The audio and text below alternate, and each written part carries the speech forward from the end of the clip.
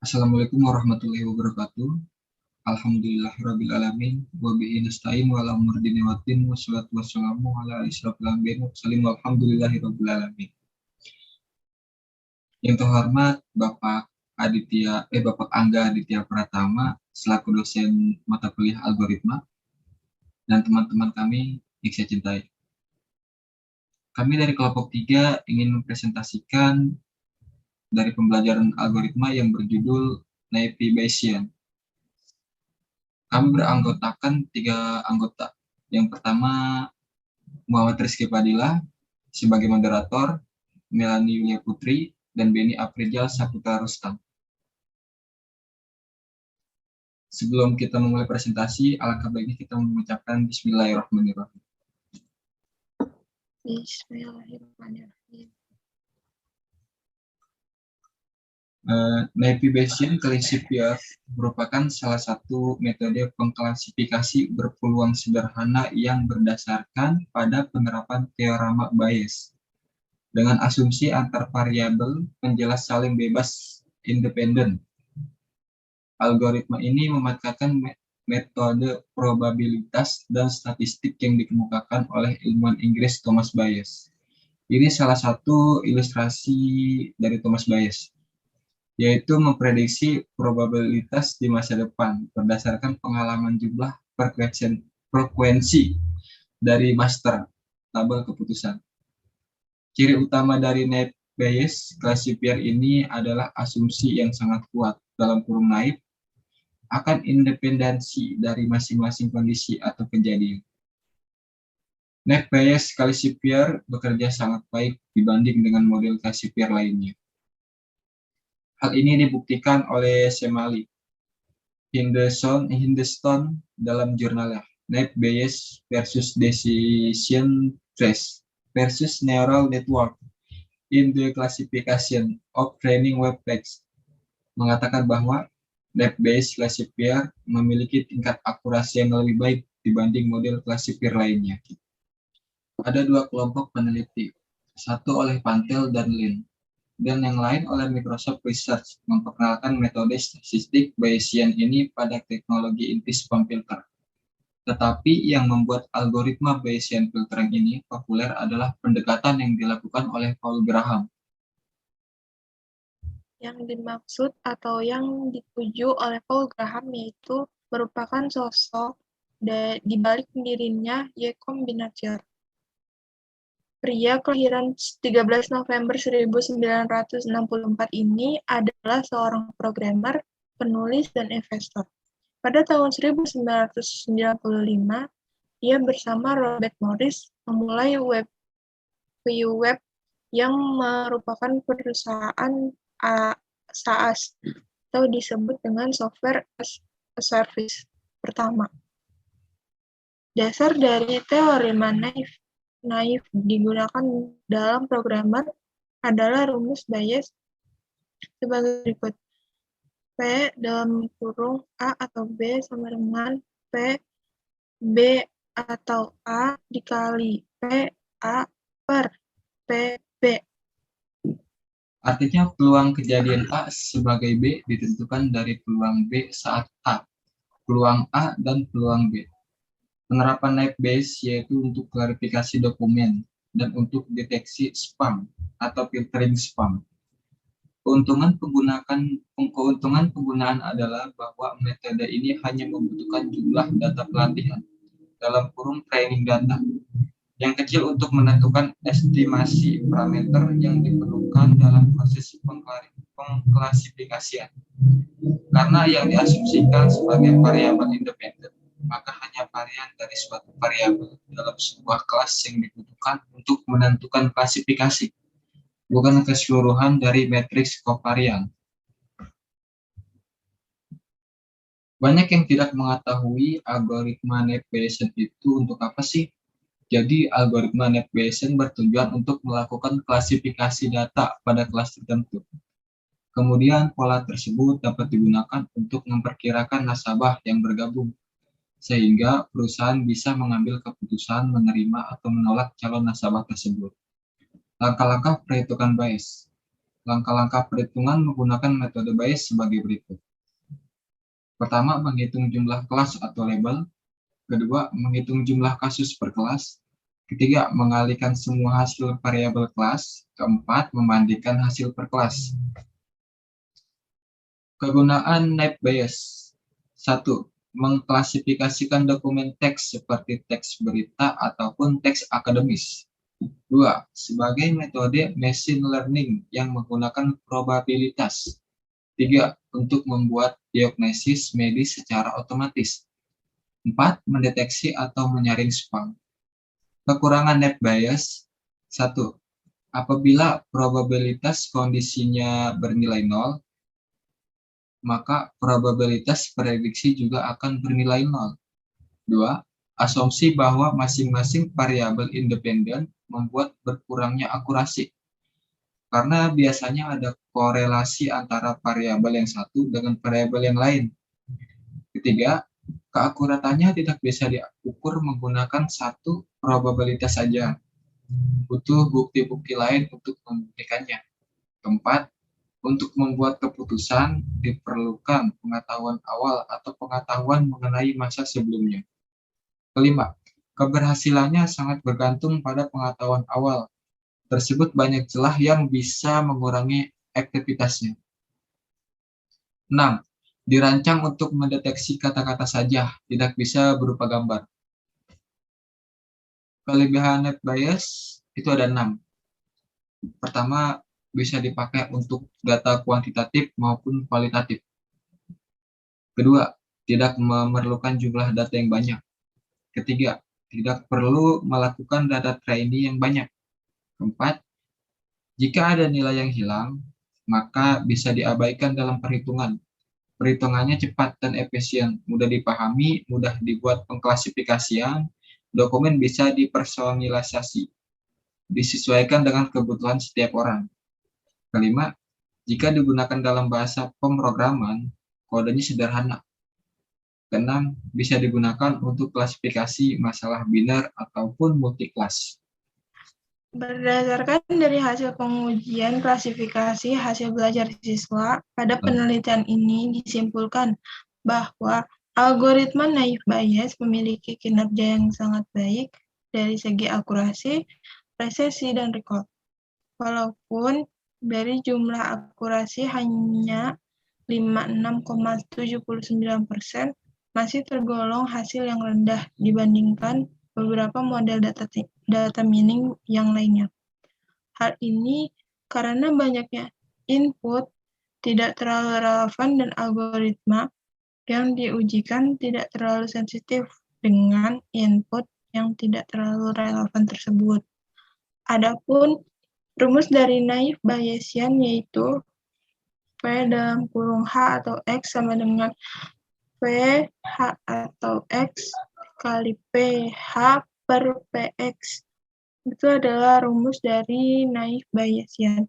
Keterangannya yaitu X sama dengan sampel data yang memiliki kelas atau label, H yaitu hipotesa X data kelas atau label, PH yaitu peluang hipotesa H, PX yaitu peluang sampel data yang memiliki kelas atau label, Px atau H adalah peluang dari data sampel X dari data hipotesa dari data kelas.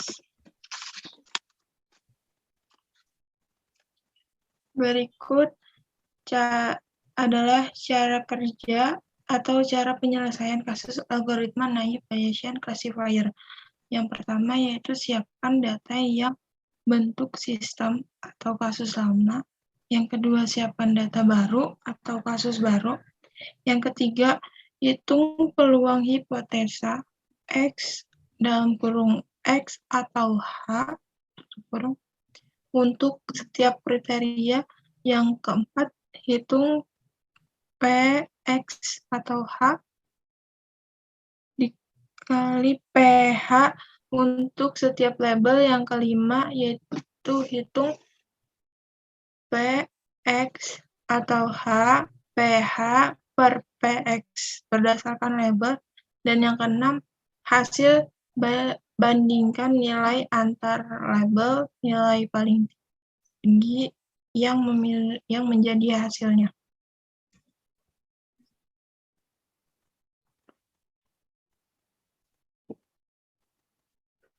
Algoritma naive Bayesian.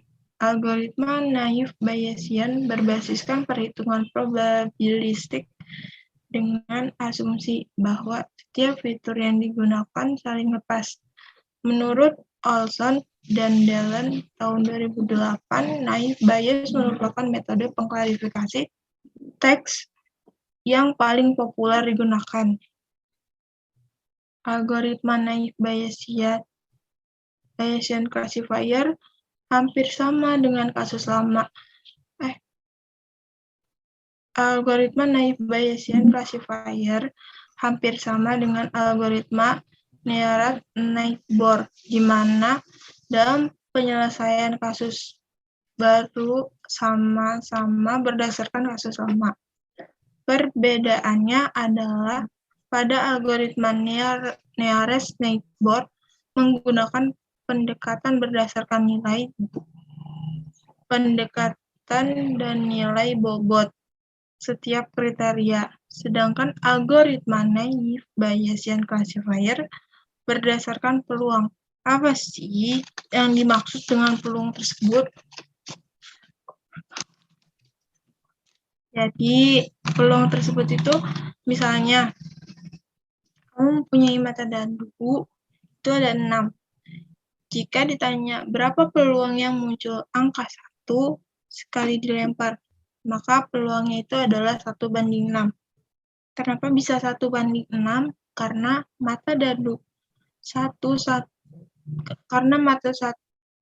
metadata 1 adalah hasilnya yaitu 1:6. Jadi itulah peluang yang muncul dari metadata dari angka 1 yang sekali dilempar. Algoritma ini pun memiliki kelebihan dari sisi kecepatan pembelajaran dan toleransinya terhadap nilai yang hilang dari fitur. Untuk menangani data numerik, algoritma ini menggunakan probability density function. Artinya, data dianggap mengikuti distribusi normal untuk kemudian dihitung nilai rata-rata dan simpangan bakunya. Untuk mempresentasikan sebuah kelas, terdapat kriteria petunjuk yang dibutuhkan untuk melakukan klasifikasi yang berguna untuk menjelaskan bahwa peluang masuknya sampel karakteristik tertentu ke dalam kelas posterior.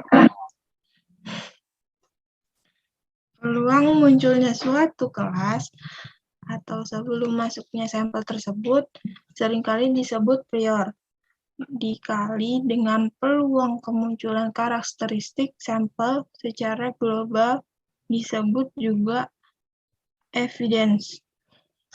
Nilai evidence selalu tetap untuk setiap kelas pada satu sampel.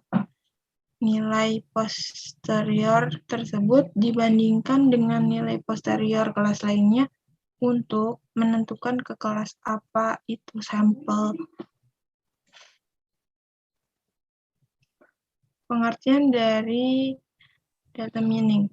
Data mining merupakan proses pengekstraksian informasi dari sekumpulan data yang sangat besar melalui penggunaan algoritma dan teknik penarikan dalam bidang statik, pembelajaran mesin, dan sistem manajemen basis data. Data mining adalah proses penganalisa data dari perspektif yang berbeda dan menyimpulkannya menjadi informasi-informasi penting yang dapat dipakai untuk meningkatkan keuntungan, memperkecil biaya pengeluaran, atau bahkan keduanya.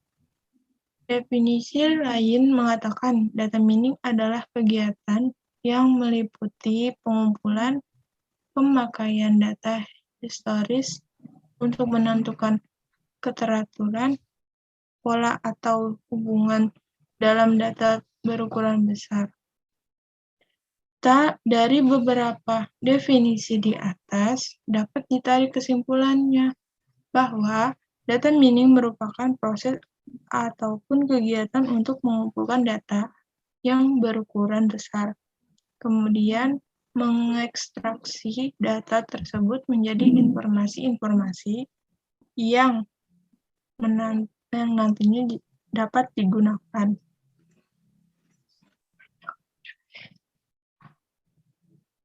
Tahap-tahap data mining. Sebagai suatu rangkaian proses, data mining dapat dibagi menjadi beberapa tahap proses.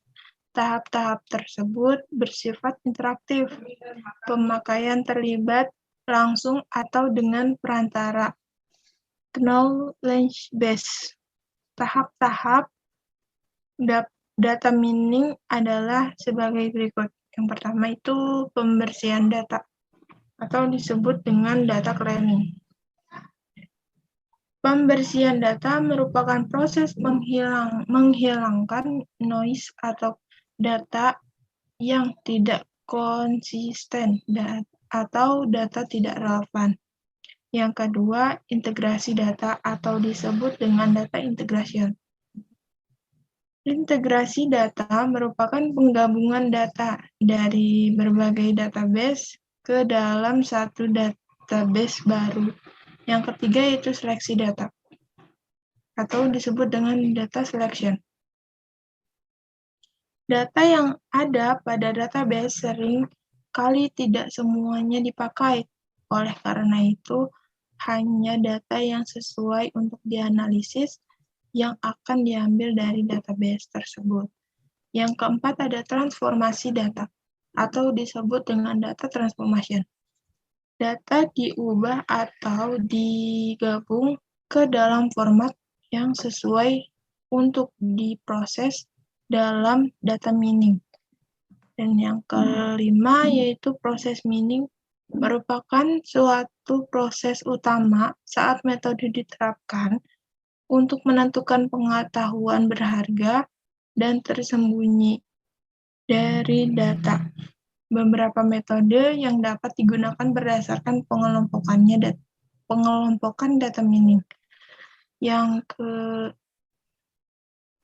keenam yaitu evaluasi pola atau disebut dengan pattern evaluation untuk mengidentifikasi pola-pola menarik ke dalam knowledge base yang ditemukan. Dan yang ketujuh yaitu presentasi pengetahuan atau disebut dengan knowledge presentation. Merupakan visualisasi dan penyajian pengetahuan mengenai metode yang digunakan untuk memperoleh pengetahuan yang diperoleh pengguna. Metode data mining dalam naive Bayesian. Yang pertama yaitu classification. Classification adalah metode yang paling umum pada data mining. Persoalan bisnis seperti run analysis dan risk management biasanya melibatkan metode classification. Classification adalah tindakan untuk memberi kelompok pada setiap keadaan. Yang kedua yaitu clustering. Clustering juga disebut sebagai segmentation. Metode ini digunakan untuk mengidentifikasi kelompok alami dari sebuah kasus yang didasarkan pada sebuah kelompok atribut. Mengelompokkan data yang memiliki kemiripan atribut. Clustering adalah metode data mining yang unsupervised karena tidak ada satu atribut pun yang digunakan untuk memandu proses pembelajaran.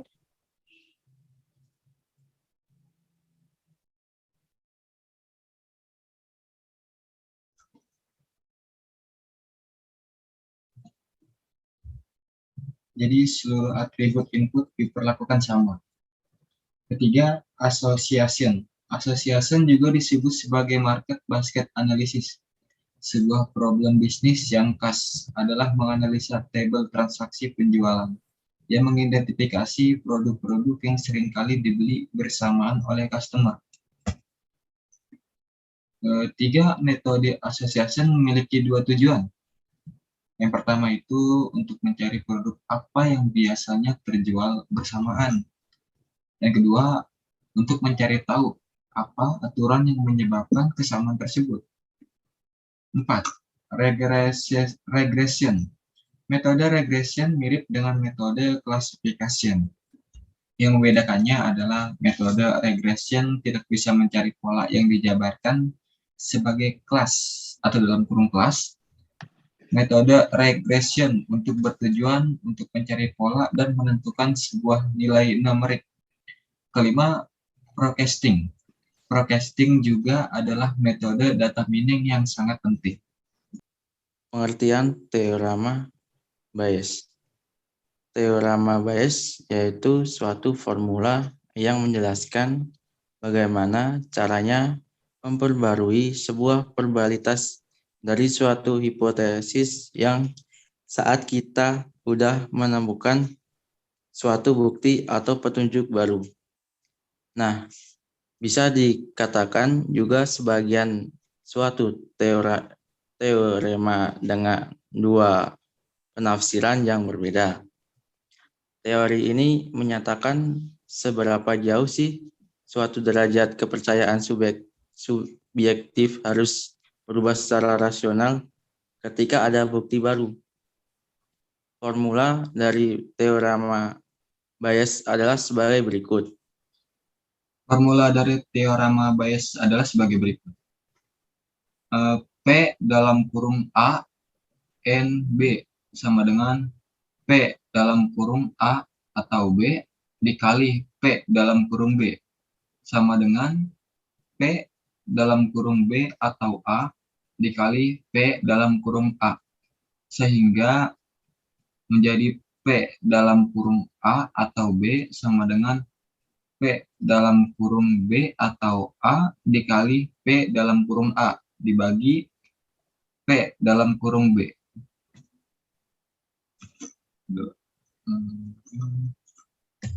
Lanjut. Contoh soal teorema Bayes. Sampai ini udah paham kan sama materinya? Nah, untuk menguji sejauh mana pemahaman kalian mengenai materi di atas, coba selesaikan contoh soal di bawah ini dan pahami pembahasannya. Yuk, contoh soal 1. Diketahui P dalam kurung A sama dengan 0,4 titik koma P dalam kurung B sama dengan 0,3 titik koma P dalam kurung B garis miring A sama dengan 0,65. Berapakah nilai dari P dalam kurung A garis miring B? A. 13/20, B. 7/12, C. 13/15, D. 1/5, dan E. 2/7. Jawabannya adalah C. 13/15. Pembahasan.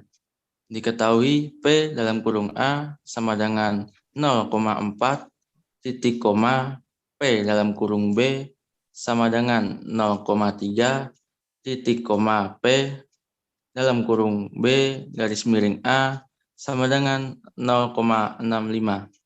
Sehingga P dalam kurung A garis miring B adalah sebagai berikut.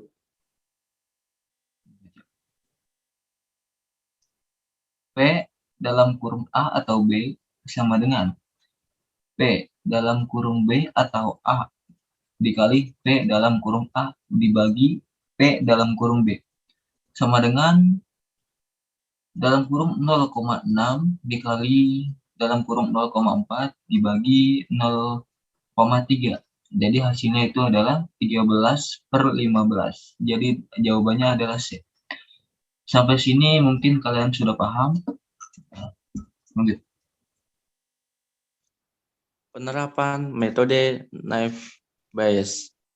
Naive Bayes didasarkan pada prinsip penyederhanaan bahwa nilai atribut secara kondisional saling bebas jika diberikan nilai output. Dengan kata lain, diberikan nilai output, probabilitas mengamati secara bersama adalah produk dari probabilitas individu. Keuntungan penggunaan naive Bayes adalah bahwa metode ini hanya membutuhkan jumlah data penelitian dalam kurung training data yang kecil untuk menentukan estimasi parameter yang diperlukan dalam proses pengklasifikasian.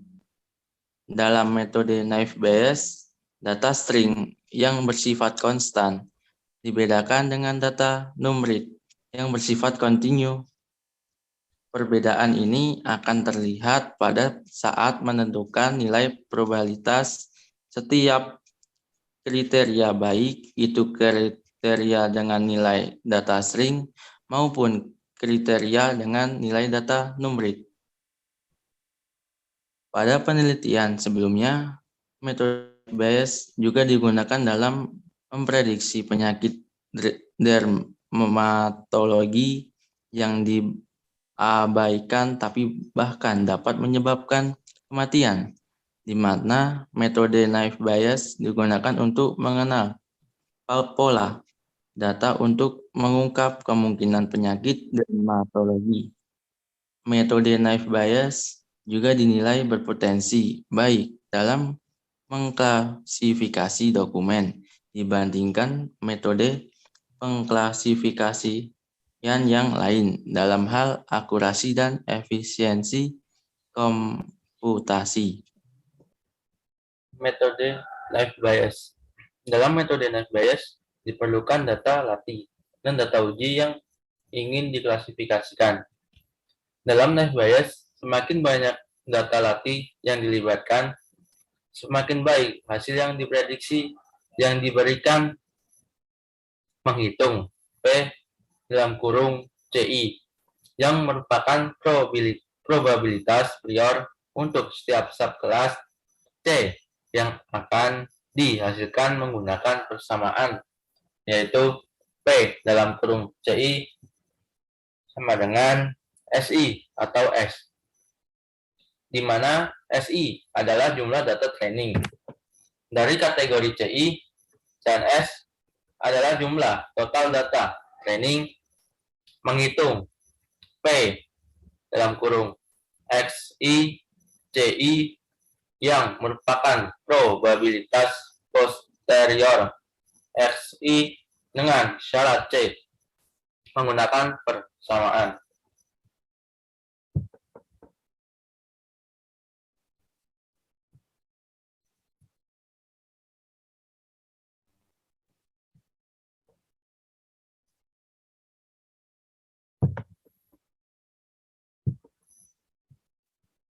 Metode penelitian. Adapun metode penelitian yang diterapkan pada penelitian ini adalah sebagai berikut. 1. Analisis masalah dan studi literatur. Tahap ini adalah langkah awal untuk menentukan rumusan masalah dari penelitian. Dalam hal ini, mengamati permasalahan yang berhubungan dengan faktor-faktor penyebab besarnya pemakaian listrik rumah tangga. Permasalahan-permasalahan yang ada selanjutnya dianalisa untuk mengetahui bagaimana cara penyelesaian terhadap masalah tersebut. dan menentukan ruang lingkup permasalahan yang akan diteliti. Mempelajari dasar teori dari berbagai literatur mengenai penerapan metode naive Bayes, konsep dan teori data mining, dan penggunaan listrik rumah tangga melalui jurnal-jurnal dan agar mendapatkan dasar pengetahuan untuk melakukan penelitian selanjutnya. Yang kedua, mengumpulkan data prosedur sistematik yang digunakan untuk mengumpulkan data, yaitu dengan mengajukan pertanyaan-pertanyaan kepada responden. Hasil kuesioner yang didapatkan akan digunakan untuk bahan penganalisaan data terhadap metode naive Bayes. Setelah data dikumpulkan, dilakukan analisa data untuk menyesuaikan proses data yang akan diolah pada metode naive Bayes. Yang ketiga, implementasi dan pengujian. Sesuai dengan pengolahan data, maka pada tahap implementasi adalah tentang bagaimana pengolahan datanya diterapkan dalam sebuah tools. Tools yang akan digunakan dalam implementasi penelitian ini adalah dengan menggunakan software WK.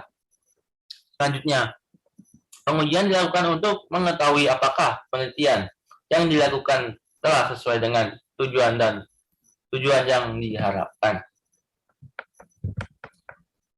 Kesimpulan, berdasarkan penelitian tentang memprediksi penggunaan listrik rumah tangga, dapat ditarik beberapa kesimpulan sebagai berikut.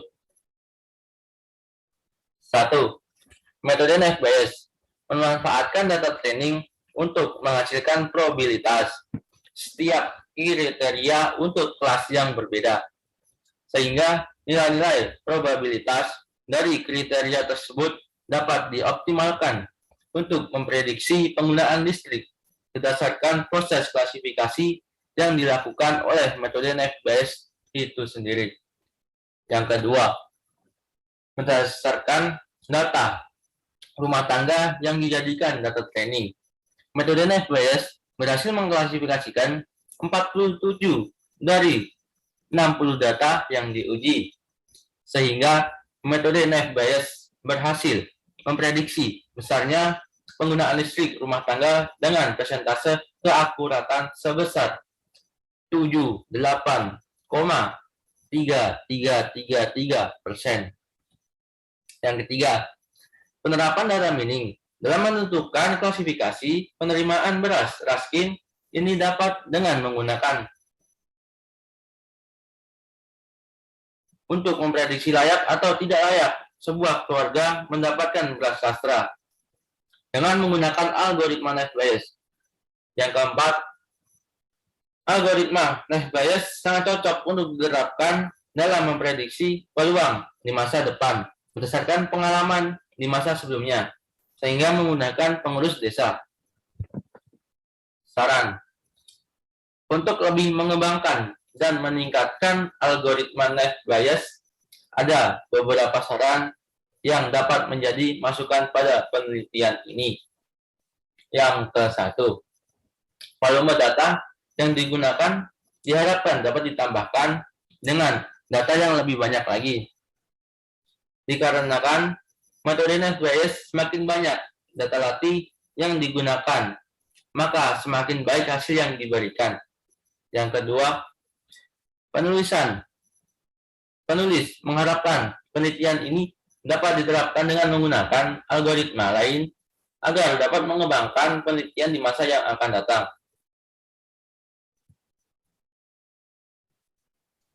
Terima kasih. Alhamdulillahirrahmanirrahim. Presentasi dari kelompok 3 sudah selesai. Semoga bisa menambah ilmu dan wawasan untuk kalian. Kami dari kelompok 3, jika ada salah kata atau salah ucapan, mohon dimaafkan sebesar-besarnya. Maka dari itu kami ucapkan terima kasih banyak. Wassalamualaikum warahmatullahi wabarakatuh.